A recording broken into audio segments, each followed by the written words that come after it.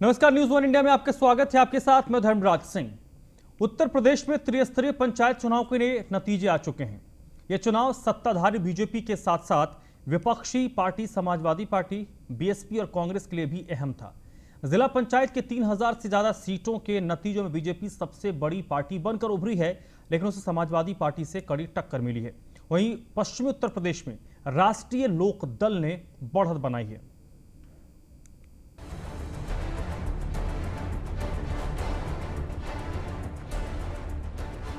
भले ही पंचायत चुनाव में बीजेपी सबसे बड़ी पार्टी बनकर उभरी है, लेकिन समाजवादी पार्टी से कड़ी टक्कर भी मिली है।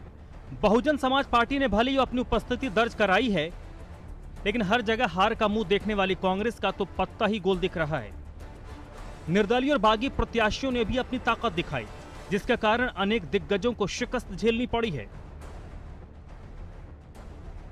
रामनगरी में दौड़ी साइकिल, वाराणसी में भी बीजेपी को झटका, मथुरा में बीएसपी और आरएलडी का जलवा। हर चुनाव में जय श्री राम का नारा लगाने वाले बीजेपी को रामनगरी अयोध्या में हार का सामना करना पड़ा है। यहां पर 40 सीटों में 24 पर साइकिल ने बाजी मार ली है, जबकि बीजेपी को सिर्फ 8 सीटें मिली है। वहीं देश के प्रधानमंत्री की संसदीय सीट पर भी बीजेपी कुछ खास नहीं कर पाई। वाराणसी में बीजेपी को 40 सीटों में से सिर्फ 8 सीटें ही हासिल हुई हैं। कान्हा की नगरी मथुरा में बीजेपी को करारी हार का सामना करना पड़ा है। यहां मायावती की बीएसपी ने 12 और चौधरी अजित सिंह की राष्ट्रीय लोकदल ने 9 सीटों पर परचम लहराया है। बीजेपी के झोले में 8 सीटें आई हैं। भले ही पंचायत चुनाव में बीजेपी सबसे बड़ी पार्टी के तौर पर सामने आई है, लेकिन 8 महीने बाद होने वाले विधानसभा चुनाव से पहले पंचायत चुनाव के नतीजे हर किसी के लिए अहम माने जा रहे हैं। Bureau report, news one India. तो चलिए अब आपको हम एक ग्राफिक्स के जरिए बताते हैं कि पंचायत चुनाव का सिकंदर कौन है और पंचायत चुनाव में किस पार्टी की क्या स्थिति है। ये देखिए, पंचायत चुनाव के सिकंदर कौन कौन है, आपको नाम दिख रहे होंगे। राघवेंद्र पांडे जम्मनपुर जालौन से चुनाव जीता है। अर्चना दिनेश जैसारी कला जालौन। ये जालौन के अलग अलग पंचायतों के नाम हैं जो विजय हुए। उमा देवी डकौर,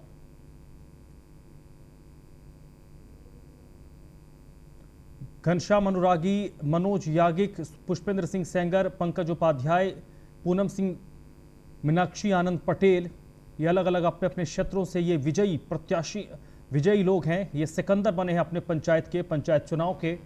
अलग अलग पदों में जो चुनाव हुए हैं उसके नतीजे आ गए हैं। रायबरेली के हैं ये। और इसके अलावा रामेंद्र त्रिपाठी जालौन, प्रभात सिंह रायबरेली, वीरेंद्र यादव रायबरेली, नीरज उपाध्याय सोनभद्र, सुनील सोनभद्र, पूनम विश्वकर्मा सोनभद्र। ये पंचायत चुनाव के वो सिकंदर हैं जिनके वादों और जिनके दावों पर उनके पंचायत के लोगों ने एतबार जताया है, भरोसा जताया है। अगले 5 साल तक अपने अपने क्षेत्र में, अपने अपने इलाकों में इनकी सरकार होगी।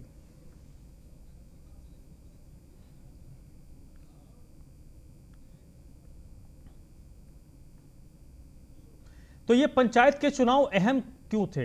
अहम इसलिए हैं क्योंकि इस चुनाव को एक सेमीफाइनल माना जा रहा था विधानसभा चुनाव से पहले। अब कोई चुनाव नहीं है और उत्तर प्रदेश चुनावी साल में आ चुका है। एक चुनावी मोड की शुरुआत हो गई। अगर कोविड नहीं होता तो अब तक पूरी तरीके से उत्तर प्रदेश चुनावी मोड में आ चुका होता। ऐसी स्थिति में पंचायत चुनाव के जो नतीजे हैं, क्या वो भविष्य के कुछ इशारे कर रहे हैं?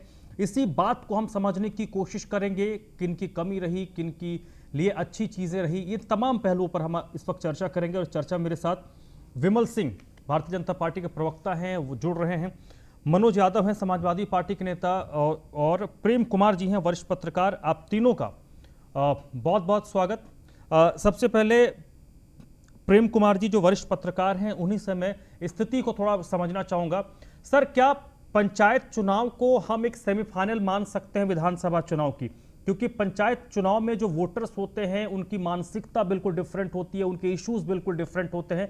और यही वोटर जब विधानसभा चुनाव में जाता है तो उसके वोट करने की जो टेंडेंसी होती है वो पूरी बदल जाती है। फिर वही वोटर जब लोकसभा के लिए वोट करता है तो उसकी स्थिति पूरी तरीके से बदल जाती है। तो क्या ये जो नतीजे आए हैं इसको हम एक आधार मान सकते हैं कि कुछ इस तरीके के नतीजे 2022 में दिखेंगे? धर्मराज जी, चुनाव तो हर अलग अलग चुनाव होता है, उसकी प्रकृति अलग होती है और उसके नतीजे और मायने अलग होते हैं, पर जनता का मूड जरूर इससे पता चलता है सर। और मैं इस चुनाव नतीजों को इस रूप में एनालाइज करता हूं कि पश्चिम बंगाल को देखे और उत्तर प्रदेश के पंचायत चुनाव को देखे तो जो कोविड काल में जो आपको कुंभ में रोका गया, प्रतीकात्मक कुंभ किया गया, उसके बाद उत्तर प्रदेश में पंचायत चुनाव हुए और ये जो कोविड से जो गुस्सा लोगों में रहा, तो पंचायत चुनाव में भारतीय जनता पार्टी के विरुद्ध भले कोई मोर्चा न बना हो, लेकिन जनता ने एक मोर्चा बना लिया, जहां बीजेपी को देखो उसके खिलाफ एकजुट हो जाओ। ये पंचायत चुनाव में दिखा है और मैं इसलिए मानता हूं क्योंकि ये वो यूपी है जहां बीजेपी के पास 50% से ज्यादा समर्थन रहा है। पंचायत चुनाव में तो उनको बहुत शानदार प्रदर्शन करने की उम्मीद थी, लेकिन आप चाहे देखें इधर पश्चिम उत्तर प्रदेश में बीएसपी और आरएलडी को सफलता मिली है बीजेपी के समांतर, तो जहां समाजवादी पार्टी मजबूत रही वहां समाजवादी पार्टी को सफलता मिली। तो मध्य और पूर्व उत्तर प्रदेश में वाराणसी जैसी जगह पर अगर 40 में से 8 जिला पंचायत अगर आ रही है बीजेपी के पास, तो बड़ा क्वेश्चन मार्क है। से जाने का समय है। जनता गुस्से में है, पार्टियों का गठबंधन को मैं महत्वपूर्ण नहीं मानता। जनता ने खुद से गठबंधन लिया है कि जो बीजेपी जहां जैसे हारेगी हम हराएंगे, ये है इसका संदेश। ठीक है। मनोज यादव साहब, आपकी पार्टी के लिए तो बड़ी अच्छी स्थिति बन रही है और आप चाहेंगे कि ये मोमेंटम 2022 फरवरी मार्च तक कंटिन्यू रहे? निश्चित तौर पे उत्तर प्रदेश की इस महान जनता को बहुत बहुत आभार है, धन्यवाद है कि इस मुश्किल दौर में समाजवादी पार्टी पे विश्वास जगाया। जो ग्राम की पंचायतें, जो गांव की सरकार है, उसमें समाजवादी पार्टी पे पूरा विश्वास दिखाया और समाजवादी पार्टी उन सारे विश्वासों पे खरा उतरने का पूर्ण प्रयास करेगी। लेकिन एक बात मैं बता दूं, अभी भी काउंटिंग चल रही है जी। अभी भी जो खेल सरकार कर सकती वो खेल कर रही धर्मराज जी। हमारे जीते हुए प्रत्याशियों को, अब मैं महत्वपूर्ण बात कह रहा हूं और इसको आप ब्रेकिंग कर सकते हैं, हमारे जीते हुए प्रत्याशियों से अगर कोई 100 वोट से जीता, मैं लखनऊ की बात बता रहा हूँ, कल रात को 20 नंबर वार्ड से हमारा प्रत्याशी 63 वोट से जीत गया और समाजवादी पार्टी ने जीतने के बाद सर्टिफिकेट का इंतजार किया और बीजेपी ने रिकाउंटिंग तक नहीं कराई। मान लीजिए आपको लग रहा था कि रिकाउंटिंग करा के हम चुनाव हो सकता है आपके पक्ष में हो, गलत काउंटिंग हो गई हो, रिकाउंटिंग तक नहीं कराई और आखिर में उनको एसडीएम साहब ने, डीएम साहब ने उनको सर्टिफिकेट आवंटित कर दिया बीजेपी के लोग। आप सोच सकते हैं किस लेवल पे चुनाव हो रहा है। ये कोई एक जिले की और एक सीट की बात नहीं है, नहीं ये पूरे प्रदेश में चल रहा है। सर, आप बड़ा गंभीर आरोप लगा रहे हैं आप। ये निश्चित तौर पर मैं बता रहा हूं, गंभीर नहीं, सत्यता के साथ बता रहा हूं। फिर भी आपको बता दें, फिर भी उस लखनऊ में 10 सीटें समाजवादी पार्टी जीती 25 में और बीजेपी मात्र 3 सीट जीत पाई, जिसमें से 2 सीटों पे उन्होंने बेईमानी करी। तो आप जनता का मूड, जो हमारे पत्रकार प्रेम कुमार जी कह रहे हो, बिल्कुल सही कह रहे हैं। जनता का मूड बीजेपी के पक्ष में नहीं है, लेकिन शासन सत्ता के दम पे वो लगातार प्रयास कर रहे हैं कि कैसे उनकी जीत को अपने बढ़ाने का प्रयास करें। ठीक है, ये तो चलिए, आप अगर ऐसी बातें हैं तो विपक्ष, खासतौर पर समाजवादी पार्टी के लिए तो राहत की बात होगी। विमल सिंह भी हमारे साथ जुड़े हुए हैं, भारतीय जनता पार्टी के प्रवक्ता हैं। विमल, ये जो स्थिति बन रही है, ये 2022 के नज़रिए से देखें तो भारतीय जनता पार्टी के लिए बहुत अच्छी स्थिति नहीं है। प्रधानमंत्री के संसदीय क्षेत्र में आपकी पार्टी का सिमट जाना, अयोध्या में आपकी पार्टी का सिमट जाना, और सबसे बड़ी बात, अलग अलग जगहों पर कोविड के दौर की स्थिति को देखें, उसके बाद कुछ लोगों में नाराजगी है, इससे डिनाई नहीं किया जा सकता।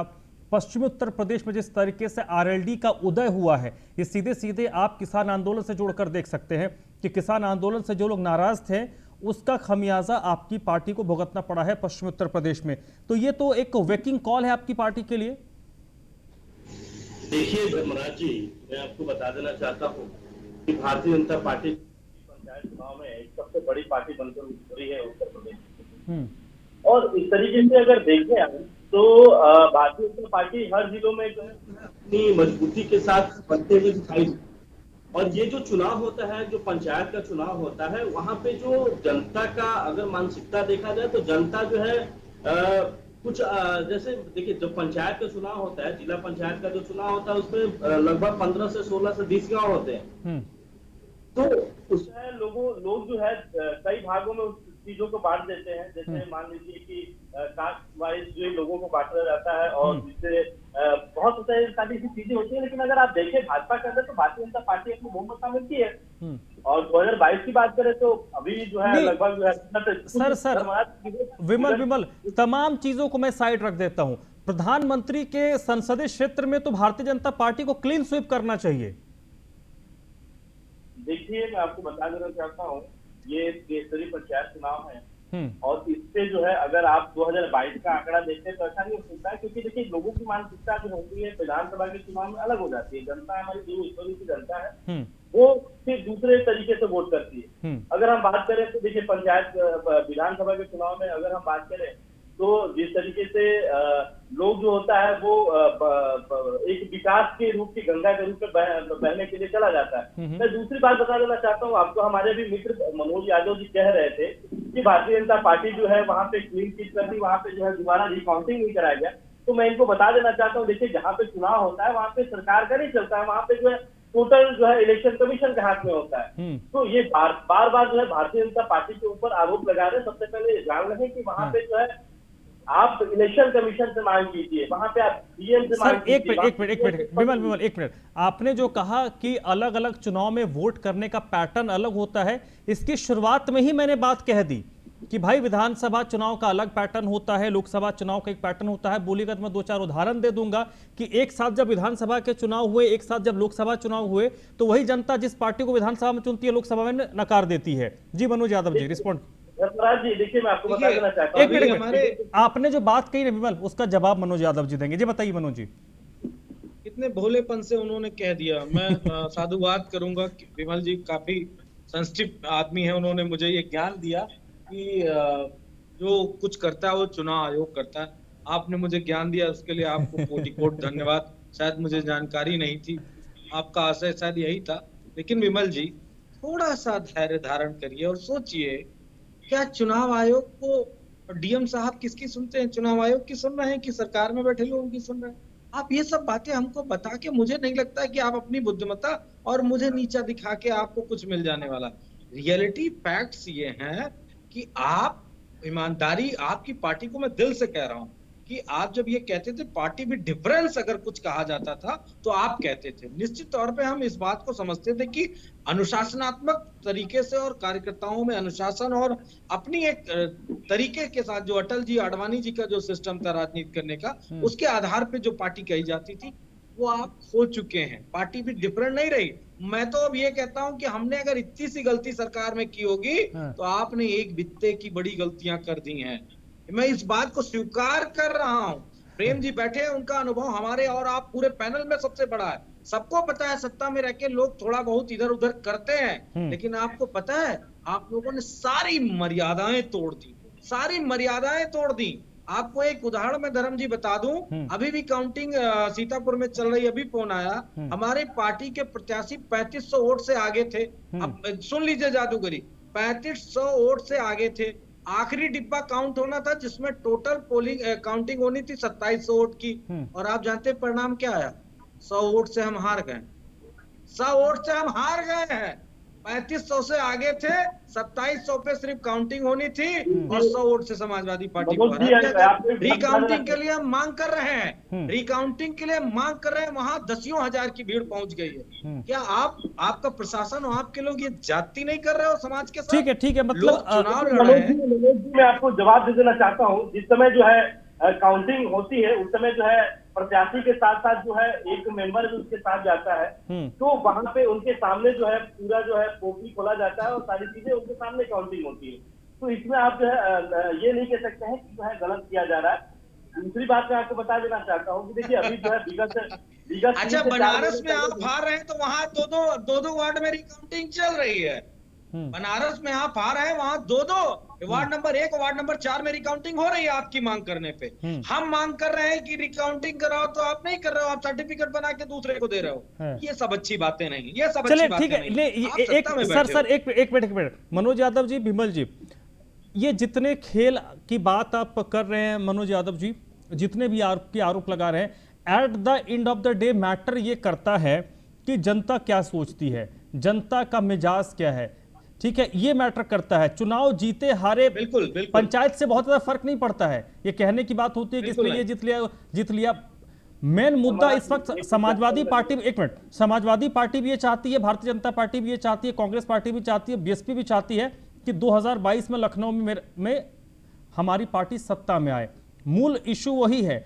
इसमें तो बड़ी संख्या में निर्दलीय भी जीत कर आए हैं। निर्दलीय किस तरफ जाएंगे किस तरफ नहीं जाएंगे इसके बारे में कुछ पता नहीं है, लेकिन फोकस तो 2022 है। इसलिए मुख्य मुद्दा जनता का नब्ज है।